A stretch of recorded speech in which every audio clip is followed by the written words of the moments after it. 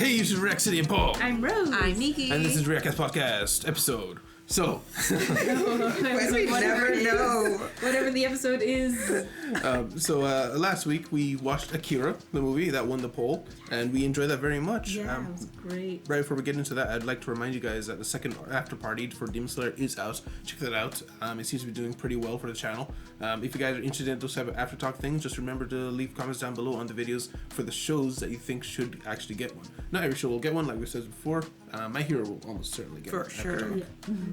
You think My Hero's going to actually finish the season? I feel like the answer is no, because I feel like they're gonna do something where like there's gonna be like a cleanup season, like dealing with the backlash of everything that's happened, the way society is gonna go and everything like that. But I also wonder if we have enough episodes in this season to deal with it. Yeah, that's the thing. I feel like in theory it could. I think they could just be like, here's the end of Shigaraki, here's the end of All for One in one mighty blow. But I don't see them doing that just because it's very easy not to. Are you also feeling a little bit of trepidation at how they're going to beat people like All for One? Because, I mean, personally, he's been built up so much that I need him to go out like a gangster. Yeah. And I need him to take some bodies. Yeah. I don't like the idea of him going down and there's not like permanent consequences to like several very strong heroes. Yeah. The way they built him up. They call him the Demon Lord, for Pete's sake. Yeah. Yeah, and the way he has backup plan on backup plan on backup plan, he doesn't trust anybody.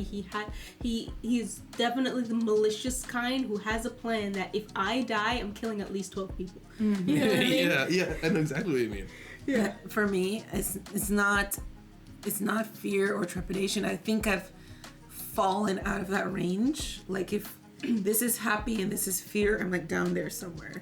You know, like I'm in a hopeless abyss with him when it comes to All for One. I cannot fathom what's gonna stop this guy. We had Endeavor do his biggest, baddest move on him point blank, and he grew back body parts. Yeah. I'm like, but I know it's to be expected. I know that episode he couldn't die, but I cannot fathom what we could do, like, unless All Might like eats a magic bean that keeps him alive or gives him back his abilities for just 30 minutes, and then he takes him out, maybe. But like I can't imagine anybody else who can come up against him. You know what I mean?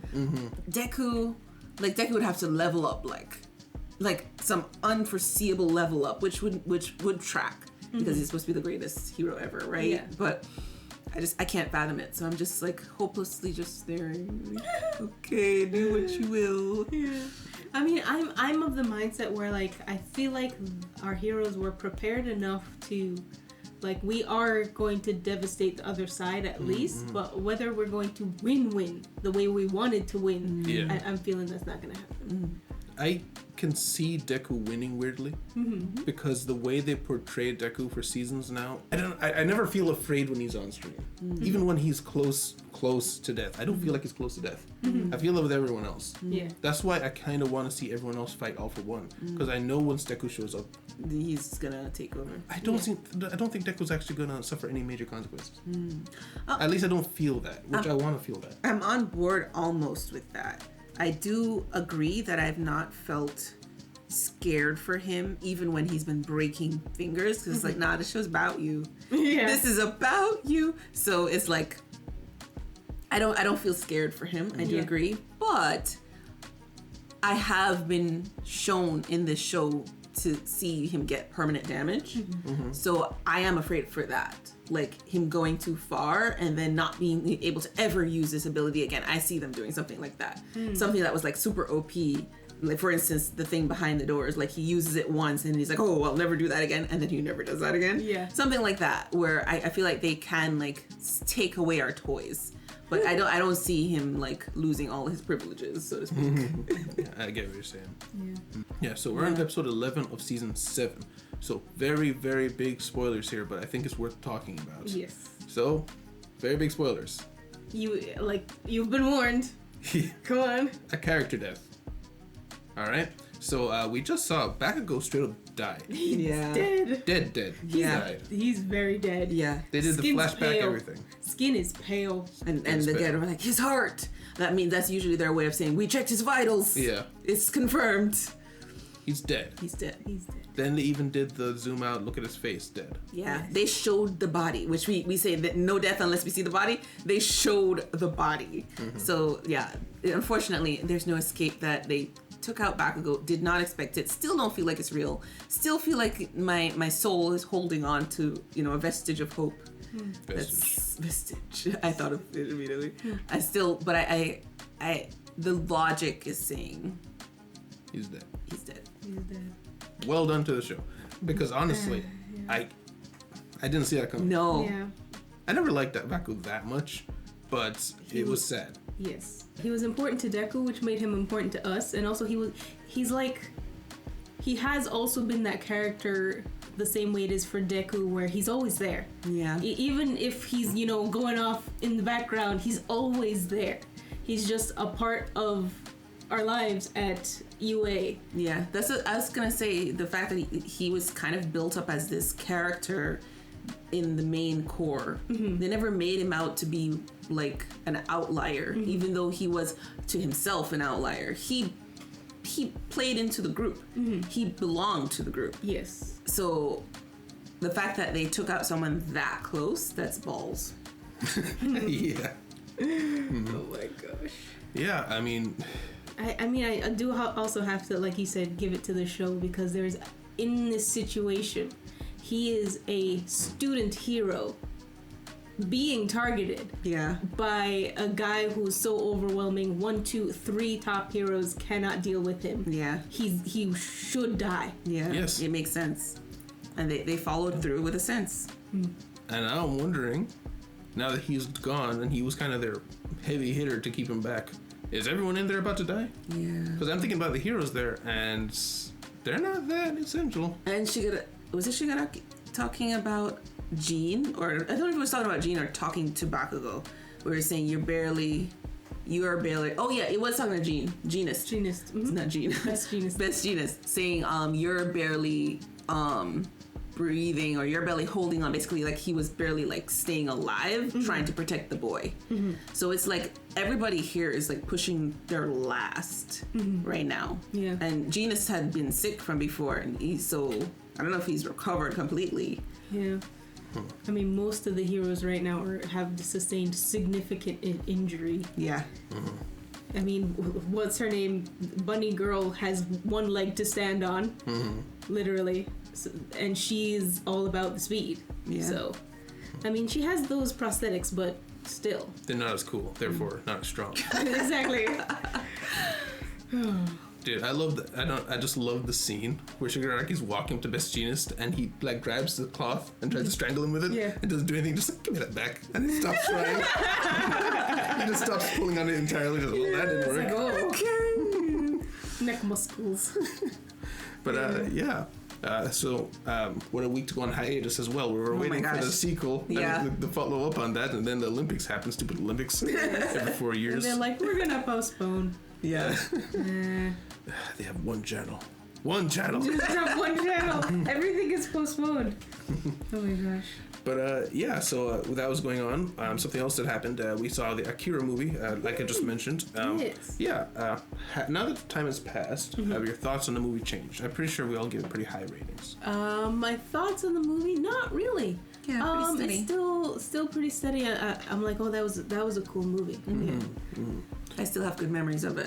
It's one of those movies that I'm glad to have seen the world, because like now my mind can like work on like how does this world respond to that? Yeah. And what other characters become like the new main characters kind of thing. Yeah, do you feel like you got a bit more inspired by this one than Ghost in the Shell? Yeah, definitely. Definitely could follow it better. Yeah. Because Yes. I know after Ghost in the Shell, I mean, you got the premise, you understood what it was about, but it didn't feel as it didn't feel as epic as maybe it's revered to be. Yeah, yeah. Where you kind of hear, oh, Ghost in the Shell. And honestly, it's not that I didn't think it was as good as, I think it was just, I just felt it was over my head in terms of like the artistry and what I'm supposed to be getting from the meaning. Just a little deeper than I normally enjoy. It was very heady. Yeah. Even though, Akira was trying for some high-hitting topics as well, or deeper topics, they didn't get the deepness except like maybe two main places. When they were, the girl and the guy were in the prison and she was going off about energy. Yeah. That was like the most lore drop. And then at the end with the all scenes that the guy was seeing in the whatever that was. So that's kind of where we dealt with what this is all about. So it didn't feel overwhelming. Yeah. Yeah. Do you feel about the same? Yeah, I definitely do. With Ghost in the Shell, it felt like the whole thing was, like the whole movie was to give this exposition about like eternal life is not really a life worth living. Whereas this one, it felt like I was watching a movie. Yeah. And also the movie has like this whipped cream layer on top of philosophy. You know? Whipped cream. Yes. Not vegetables. Yes. Yeah. So while it was there, it had a story about a troubled youth who was granted a lot of power. Both the philosophy and the story were happening at the same time, whereas in Ghost in the Shell, it feels like the story would happen and it would pause for philosophy and then story and then philosophy. It happened like 3 times in Ghost in the Shell. I think it happened in the beginning when they were tracking down the first guy, the garbage man in the first place, and there's a brief moment talking about that. Then there was a time they were just randomly in the water. Yeah, in the water. Talking about that. And also in the elevator, before they went down to meet the ghost. I didn't notice it actually that was going on. Like now that I think, it was like, oh yeah. But the reason I didn't notice because it felt like it was supposed to be an interruption of her living, like this voice in her head. So I kind of felt that was kind of plot, or maybe because it maybe drew you out a little bit too much. Yeah.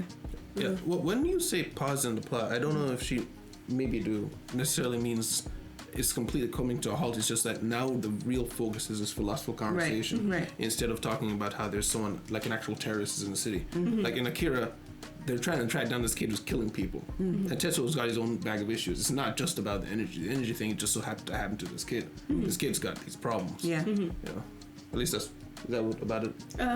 Close. Yeah. It's like for Akira, it felt like there's this energy thing, like you had mentioned, it's just there, but also he has his issues and it's happening at the same time that we're trying to understand the Akira thing, and we only paused once to understand what Akira is, because I don't think they could have weaved that in. No, that wasn't good. While the plot was going on, like we needed an explanation, and then we continue on with that knowledge, and then we kind of put their happening together. We're understanding the philosophy, like, oh, maybe this is how Akira works, what's going on, and also boom, bam, destruction, you know. Yeah. I think, sorry, I was going to add one more thing. I think the reason Akira worked better for me is if you couldn't take the philosophizing, you could ignore it. Yes. So you can still enjoy the show for what it is otherwise. That's kind of what I meant by like with Ghost in the Shell. It was like, it felt like everything was leading into the philosophy. Yeah, so if you weren't about it, there's no escaping it. It's lost on you. Yeah. I get what you're saying. I definitely do enjoy those kind of things because I find them to be pretty rare in a lot of media these days as time's gone on. I mean, for one, the style itself is pretty much dead. You don't get stuff like that anymore. Yeah. And the experimentation of having a show that's entirely focused on this one philosophical point in these conversations, that would never be made today. You know, and I mean, I'm sure that it happens a lot in mangas, and you can, if you really search through stuff like that, you could find them. I'm not gonna do that, but I do like it when it hits the big screen, or even the big screen on the small screen, and I can just watch something like that. I find it interesting. Yeah. I think the reason we don't see it on big screen is because it's not easy because mainstream kind of needs things watered down. Yeah, it has to be. I was gonna, I didn't want to say watered down, but what I was gonna say would be meaner. I would say it needs to be a little more like not dumb, but simple. Yes, simple, yeah. It needs to be simple. If it's too much to like too many doors to walk through in your mind, they're just gonna make a squat on the first door, and just like this is too hard. This is a stupid show. I don't want to understand, you know. So I feel like that's why you don't see them end up in mainstream, and why they would more likely be in like indie movies and stuff like that. Mm-hmm. But the quality does shine through because a cult classic. Mm-hmm. Because I don't think it. I keep seeing different sources, so I might be wrong on this, but I'm pretty sure it wasn't the biggest hit when it came out. But as the time went on, more people started like, no, this is actually really good for what it is. Mm-hmm. And it never really made it to the big screen until recently. We had like Scarlett Johansson try to do the remake and stuff, but it was never going to be a household name kind of thing. Mm-hmm. You know? I want to ask one more time about the Scarlett Johansson. Yes. What was wrong with it? I did not see that movie, so I don't know. But I just know that people say that I don't know if it was necessarily bad, but it was just an adaptation that people felt was needless. That's what I got from it. Was needless. Okay, because I would be interested to see if somebody like had tried to bring it back, like what were their motivations? Was it that they're like, oh my gosh, this philosophy movie is amazing, I want to bring it to life? Or was it like we could get a naked girl on screen and it'd be okay? Like I want if they really were like a devout lover of Ghost in the Shell, I'd go watch it even if their adaptation was not perfect. You know what I mean? Yeah, I truly don't know. I didn't look into it that much. The only things that I have seen is that it wasn't really necessary. That's the only thing I've seen about it. But even that I've seen, maybe that wasn't the main issue. Yeah, I think it can't be because there's so many shows that are not necessary that have been remade. Yeah, I'm guessing that I haven't heard that excuse. It might be when they were making it, they did a lot of because plot kind of decisions that they made. That's what I understand from like one video a long time ago that somebody mentioned while talking about a different topic. So like it was very passing by. Yeah.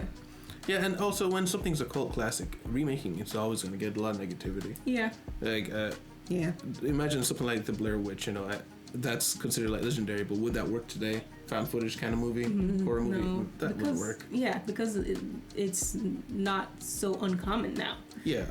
So when you've got all these questions, back then they were new. Yeah. Mm-hmm. But but the other for the movie we just saw recently, there's a lot of differences between the movie and the manga. Yeah, Akira is wildly different, and I found out the reason is because the movie was finished like 2 years before the manga was finished. Oh. But the guy who was making the manga directed the movie, so they're both kind of canon to their own universes. Okay. So maybe this was like what he wanted, or maybe he was just experimenting with a different end in the movie or vice versa with the manga. Mm-hmm. It's like, let's see what happens if I do this. I would guess it's one of those things where it's like the initial goalpost that you thought you were going towards, but like the longer you go, you're like, oh crap, looking for it, you're like, oh, let's change this, shift, so the goalpost keeps moving, and then he finishes the manga and it's different from the movie. The characters are all very different, but we see several of the characters from the movie in the manga. In the manga, after the movie would have ended, there's a whole civil war in the city. Well, that makes sense. The Akira followers are fighting the army, and the army is also fighting. Remember that lady, the cult lady? Oh yeah, she's a major character in the manga. She's got her own group of people, and they're fighting both sides. Wow. Because apparently Akira is alive in the manga. Right. So he straight up finds him, but he's weird in the manga in that he doesn't really speak much, but he's definitely the one in charge. And Tetsuo, I saw a video on it, it's like a 10-minute video, you've probably seen it. They described it as he becomes like the Darth Vader to his Palpatine. Like he goes around, he does all the dirty work for Akira, but he doesn't really understand what Akira is or who he is very much. But Akira is malevolent. Yeah. The old lady is the one that this? Yes. She goes against worshipping Akira? She seems to have just been a cult for Espers. Not necessarily about Akira. Okay. Just that this power is coming into being and she's trying to take control and understand what it is. Okay, so maybe my guess is that like they were talking about how like Akira isn't necessarily the energy, but like a result of the energy.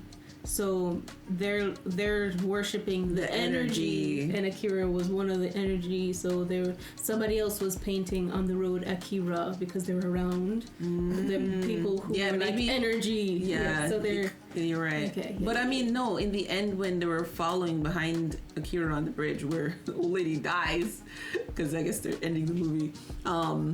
She was like, Akira worship our great Akira. She was also calling to Akira in the movie. So they just probably just changed it because they killed her off anyways. Yeah, she's very different. Yeah, has a personality in the manga. But I mean, Kaori, for instance, is way different.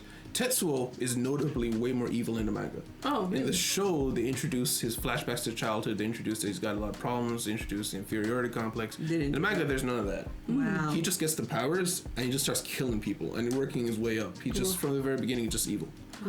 Yeah. People bring up how Akira is also kind of just an analogy for nuclear power.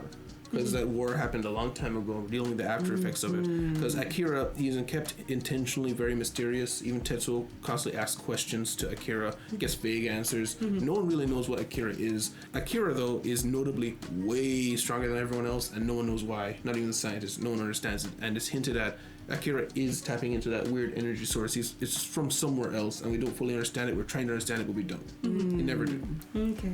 Interesting. And that echoes with the nuclear power thing, where humanity gets control of something they were never supposed to tap into. They gain the ability to destroy themselves, and everyone's kind of like, you get the smaller espers. Some people have nuclear power here and there, but there's some people just way stronger than others, that kind of thing. Because the manga does end with Canada overthrowing the government, and they're gonna rule with the kids. Basically. It's all the kids are the ones who overthrow the government. Right. Oh, okay. So basically the kids are inheriting the mess that the parents made with the nuclear power, and they're trying to make the best of it. Right. Yeah, so it's all a big analogy. Interesting. Definitely from your description, like the nuances would have been lost in the movie if they had tried to bring in too much. So I think they made a good choice the way they did it. But I could also see people being like, that's not in the manga. Like the blonde girl from our Demon Slayer reaction after party. Do you remember? Oh, which one?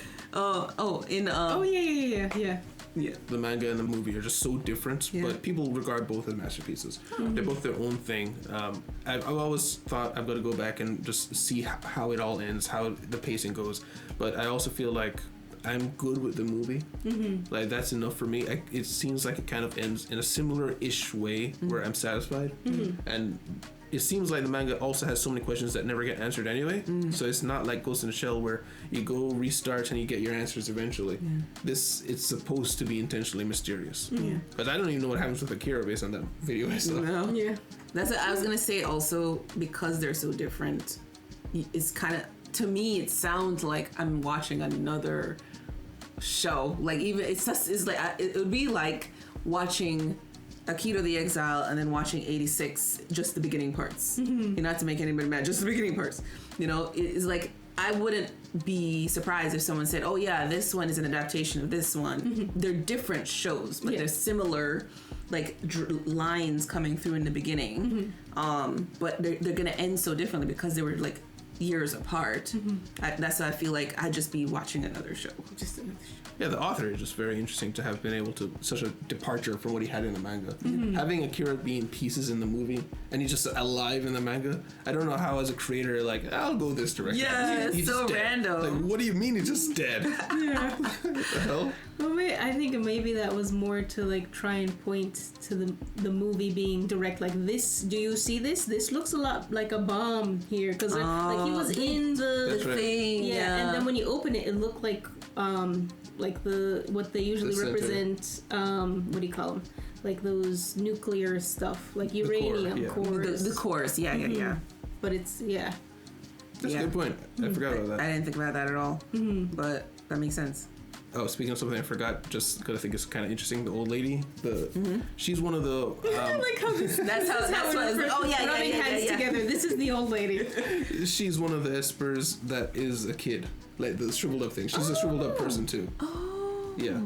Okay. I don't know if it's the same for the movie, but in the manga that's what it is, and that's why she looks so old. Okay. So she's really a kid. That explains why she's small. A kid. Yeah, but... No, I mean, she's one of them. Yeah, she's one of them. So she escaped or something?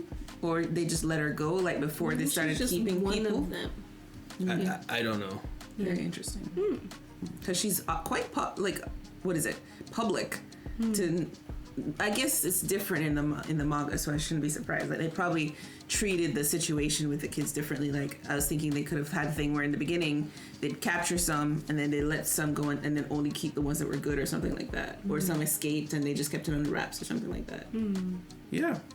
But yeah, Akira is just one of those things, gifts that keeps on giving. Yeah. Gets deeper and deeper and deeper. I remember falling on a rabbit hole like a year ago, watching like a couple hour-long essays on it. Oh my gosh. They all come to very similar-ish conclusions on the movie, you know, being like a nuclear metaphor and stuff like that. But it's very interesting. And like you said, the world, you can just see it and imagine how certain things happened, how it got that way. Very interesting.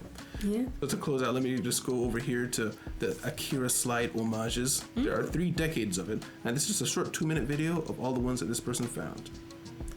Cool. All right.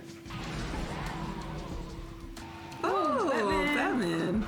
Oh my gosh. It just became the thing Teen you do with Teen bikes. Titans. Oh yeah. Okay. Or even feet. I mean, it really is just the way you stop with a bike. I mean, Yeah. you must do it. If you have a bike in an anime, you must stop that way. Ew. There you go. Okay. Oh, there he is.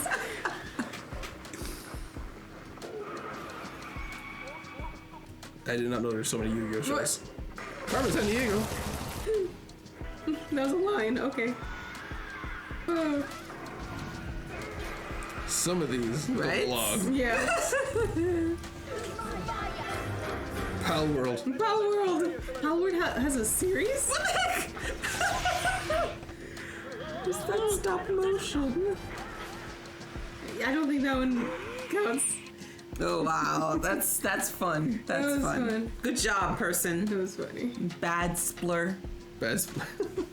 Yeah. So it's just another one of those shows that have a massive amount of influence that now going forward you can kind of see it. Every Yeah, that's- time. I think I've called it out once in a show think that you we have, reacted yeah. to. I can't remember what it was. I don't think it was Akadama Drive. No, it wasn't. I've heard you refer to Akira before, so now I'll be able to go. Yeah, the thing that we do when we don't actually say words, but like, yeah, I'm wrong than you think. a lot. Yes.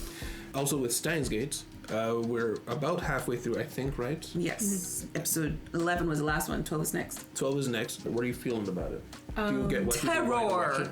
Terror, sir. I'm not that scared yet. I'm scared. I mean, like, I know it's coming, but like, as we are, like, where we're sitting, I'm like, we can fix it from here, but I know we won't. Nah.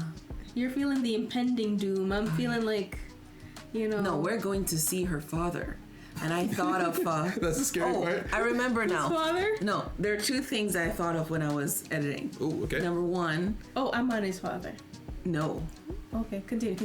I'm thinking about... one I wrote down, so I'll say this one first. What's her name? Christina. Christine. Remember they agreed to go see her father. Yes. Oh, yes. So I'm wondering, he's like, we're going to fix your relationship. I'm just scared he's gonna want He's to going do a to. D-mail. He's And then if he saying it. does that, that's how she ends up at CERN. Both discover time travel together because now they're working together. And then she ends up at CERN and never meets him. Except, I was thinking the way this would happen is not that he sends a D-mail, but that he sends her mind back. She does the time leap. That's what I was thinking was going to happen. If that happens, then she's working at CERN but still not wanting to because she knows everything. That's the only saving grace. But that's just a theory that came up. I don't know. I don't know why you'd want to do that versus just a D-mail. Yeah, it's just the reason I think that is because they're on the topic of doing the time leap. That's all. If it was like we haven't quite gotten started yet, we've kind of gotten past her impasse. So I feel like most likely they'll use a time leap just to show it off. That's one. But if you want to say something about that before I go.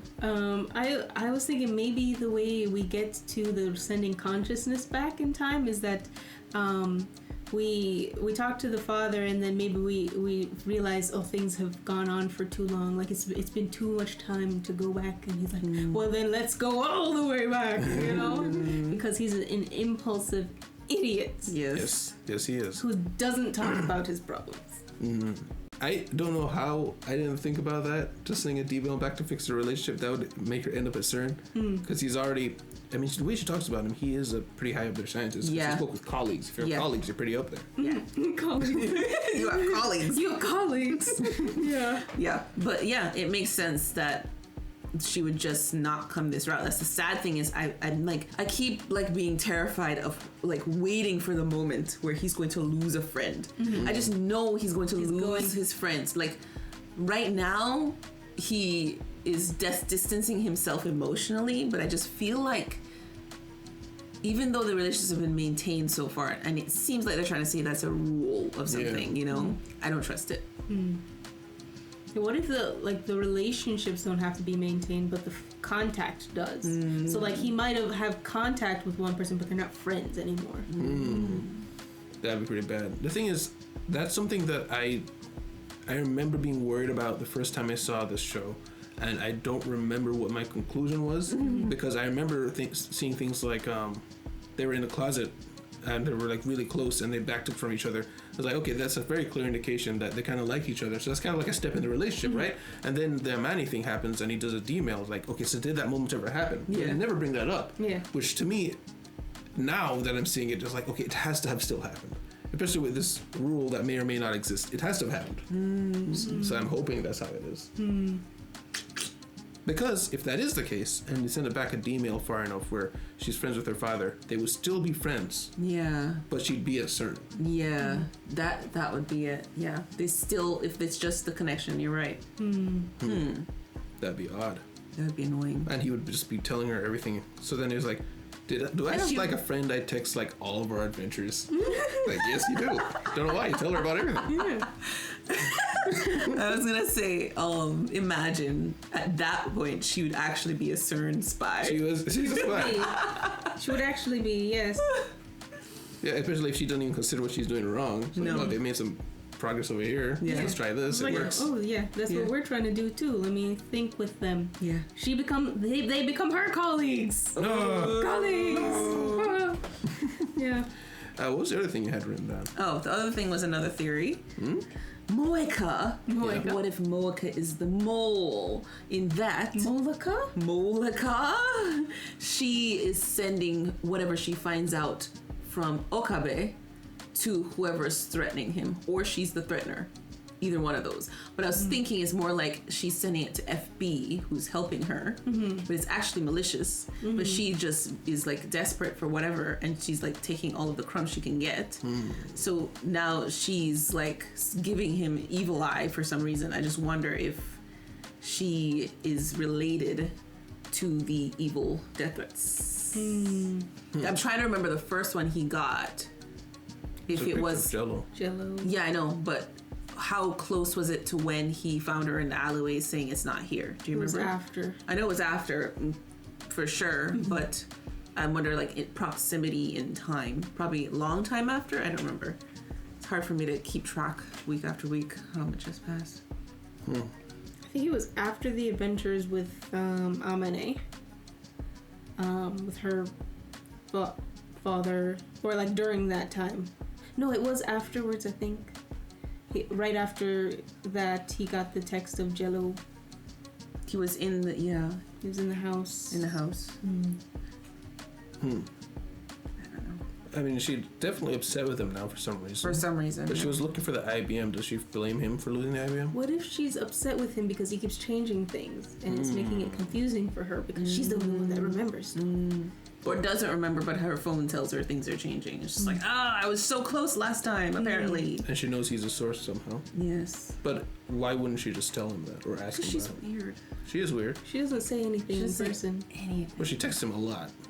I mean, he's probably just ignoring it. That's it might all be buried in those. That's what I was gonna say. That's the other problem. He doesn't pay attention. She to might it. have told him everything, given him a whole wiki page, but he's not reading it. You know, just, the plot!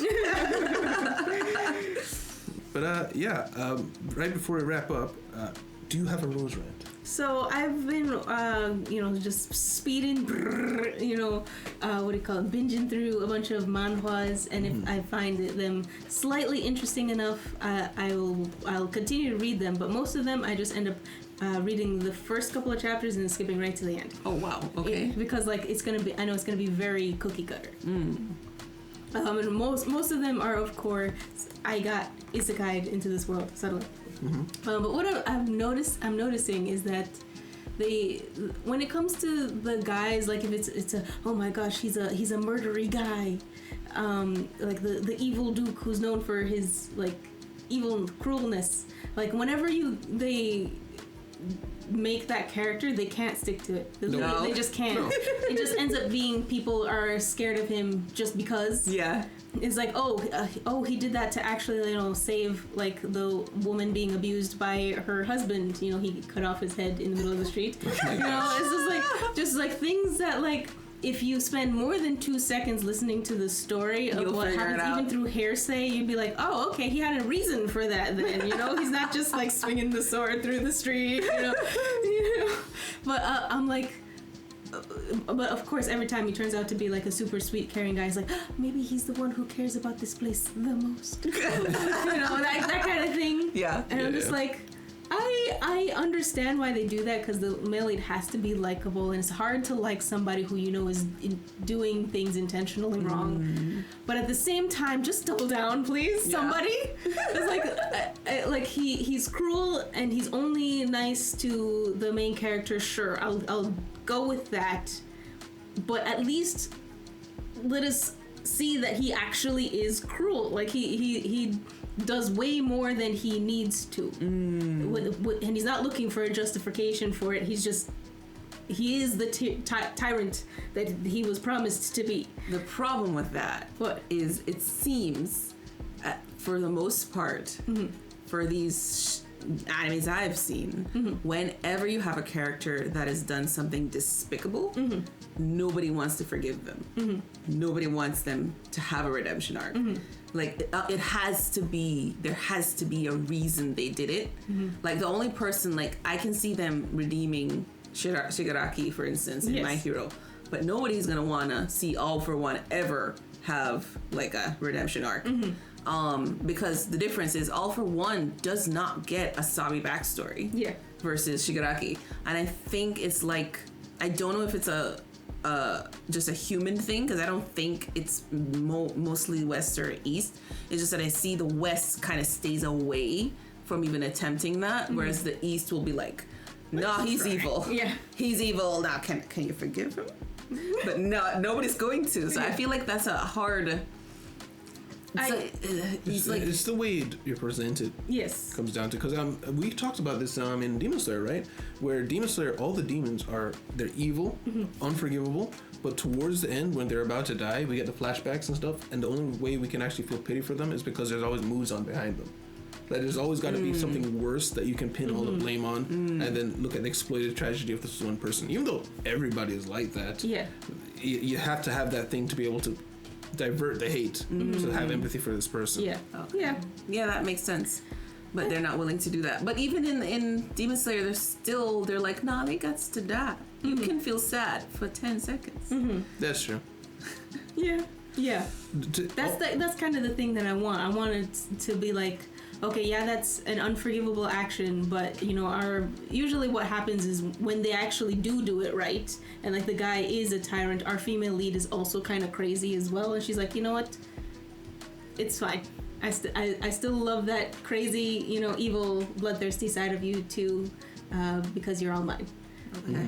I think you brought up, I don't think it was Boys Over Flowers, but when you have brought up some of these live action shows, sometimes there's this thing where you talk about the male lead is like really awful, and they shouldn't be forgiven for some of the things that they do, but it works out for the plot and romance.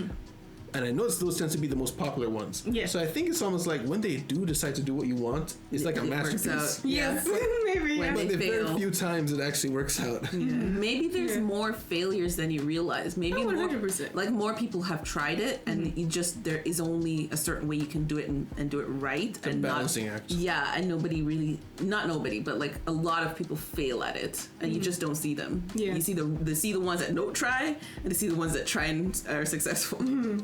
Something else that I have in regards to manhwa and webtoons, I saw a video recently about this guy ranting about, it was kind of hilarious. He was talking about from comic strips and newspapers, we slowly managed to evolve all the way up to now where we have mangas with massive spread outs of entire scenes so you can see every little detail, and then you got webtoons over here devolving. And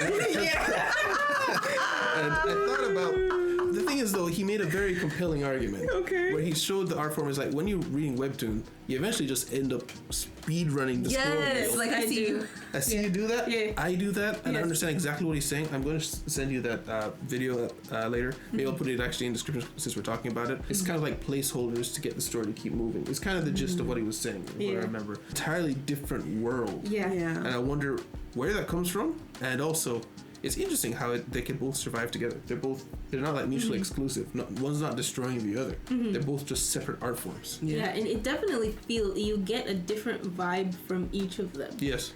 Like from manhwa, usually it kind of points to the type of story that it is. The whole story revolves around main character, love interests. Background characters are not as important, or the walking down the street, wherever they are. It's you just get the feeling that they're on the street. That's all you need to know. Whereas like in manga, it feels like you're in a world. With most of the most popular manga that I've experienced, you're in a world and you're following this person in a world, but the world is still important. Yes. The world is a character. The world is the character. I think it's like two different desires that want to come out of it. And I think what's the goal of the reader often? And you kind of hinted at it where this one's about these people talking. Yeah. And in a conversation, you want to skip. Let me see what's happening in the conversation. Just keep going and going and going. With a manga, they want to experience what the characters experience. They want to kind of be in it a little bit more, so they're more interested in the world. And also the character is more talking about the world as well. They're experiencing the world, so you need to experience it too. So it's like a different approaches for the reader, and that's why they're both existing together is what I was getting at. Another part of it is that like with the manhwa that's really good that I read, they do get that good balance of like getting the atmosphere and like the particles around the characters. That's not just flowers and like, oh wow, look at how pretty that person is, but like you get they do a very good job of like focusing on the entire environment, and I think that's what manga does better, because they only do black and white. Everything has to come across in black and white, so you have to make the panels interesting with more than just the characters. Makes sense. Yeah. That same person that was in that video ranting about art styles, he talked about My Hero and how My Hero is just on another level of amazing. And I didn't understand how good that mangaka was until he put on screen a couple of stills. Yeah, so with that, guys, thank you guys very much for being here. Guys, if you liked your time here, please leave a like, subscribe if you want to see more. Remember, you can see these 2 weeks ahead with Patreon down below, or 2 weeks ahead for things like Steins Gate or Val Evergarden. Thank you very much for being here. We'll see you in the city. Bye-bye. Bye.